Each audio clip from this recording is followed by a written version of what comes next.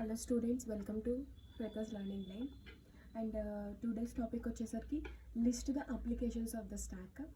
Applications of the stock అంటే ఏమేమి వస్తాయి, స్టాక్ని మనం ఎక్కడెక్కడ మనం యూస్ చేస్తాము అంటే ఎక్స్ప్రెషన్ ఎవాల్యుయేషన్ అంటే ఎక్స్ప్రెషన్స్ని మనం ఎవాల్యుయేట్ చేయడంలో, నెక్స్ట్ బ్యాక్ ట్రాకింగ్లో యూస్ చేస్తాము, next memory management, run time environment for nested language features, వీటి కోసం మెమరీ మేనేజ్ చేయడానికి, బ్యాక్ ట్రాకింగ్కి, conversion of infix expression to postfix expression అంటే ఇన్ఫిక్స్ ఎక్స్ప్రెషన్ని పోస్ట్ ఫిక్స్ ఎక్స్ప్రెషన్లో మనం కన్వర్ట్ చేయడానికి, next evaluation of a postfix ఎక్స్ప్రెషన్లో మనం ఎవాల్యుయేట్ చేయడానికి యూస్ చేస్తాము. నెక్స్ట్ టవర్స్ ఆఫ్ హ్యానై, వీటన్నిటిలో మనము అప్లికేషన్స్ ఆఫ్ ద స్టాక్ని మనం యూస్ చేస్తామన్నమాట. మనం ఈజీగా ఏమేమి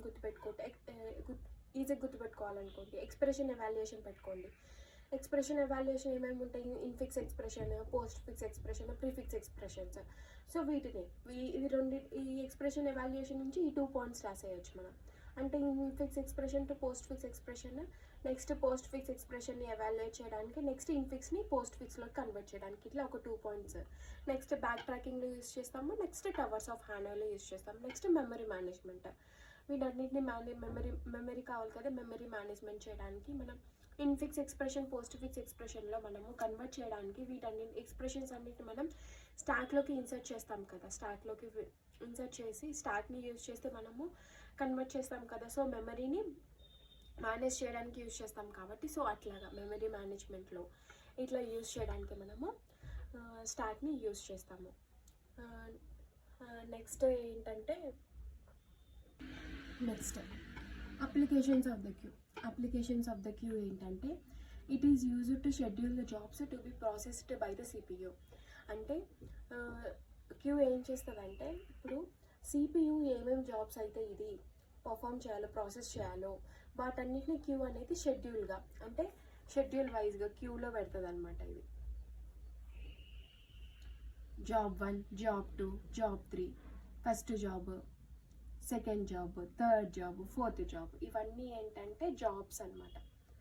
సో క్యూ ఏం చేస్తుందంటే ఈ జాబ్స్ అన్నిటిని షెడ్యూల్ చేస్తుంది. సో సిపియు అనేది ఈజీగా ప్రాసెస్ చేస్తుంది అనమాట ఆ జాబ్స్ అన్నిటిని. When multiple users send print jobs to a printer, each printing job is kept in a printing queue. So then the printer prints those jobs according to first out basis. అంటే మనం ఇప్పుడు for suppose xerox షాప్కి వెళ్ళామనుకోండి, నేను కొన్ని printers ఇద్దాం అనుకుంటున్నా, నాకు ఆధార్ కార్డ్ కావాలి, పాన్ కార్డ్ కావాలి, మార్క్స్ మెమో, ఈ 3 ప్రింటర్స్ నాకు కావాలి. సో నేను ఫస్ట్ ఆధార్ కార్డ్ అనేది ప్రింటింగ్కి పంపించాను నేను, నెక్స్ట్ పాన్ కార్డ్ అనేది ప్రింటింగ్కి పంపించాను, నెక్స్ట్ మార్క్స్ మెమోది ప్రింటింగ్ పంపించాను. సో క్యూ ఏం చేస్తుంది, ఫస్ట్ ఆధార్ కార్డ్ని, next PAN card, next marks memo, ఇట్లా అన్నిటినీ ఫస్ట్ ఆధార్ కార్డు,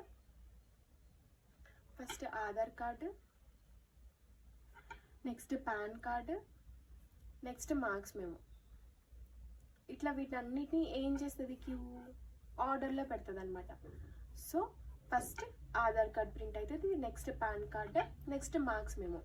ఇట్లా ప్రింటర్ ఏం చేస్తుంది, ఫస్ట్ అవుట్ బేసిస్లో జాబ్స్ని prints those jobs according to the first out basis. వీటన్నిటిని ప్రింట్ చేస్తుంది అనమాట. ఫస్ట్ అవుట్, నాకు ఫస్ట్ ఆధార్ కార్డ్ వచ్చింది, ఇది ప్రింట్ చేయాలి, నెక్స్ట్ పాన్ కార్డ్ వచ్చింది, సెకండ్ పాన్ కార్డ్ వచ్చింది, నెక్స్ట్ ఇది, థర్డ్ మార్క్స్ మెమో వచ్చింది, థర్డ్ ఇది.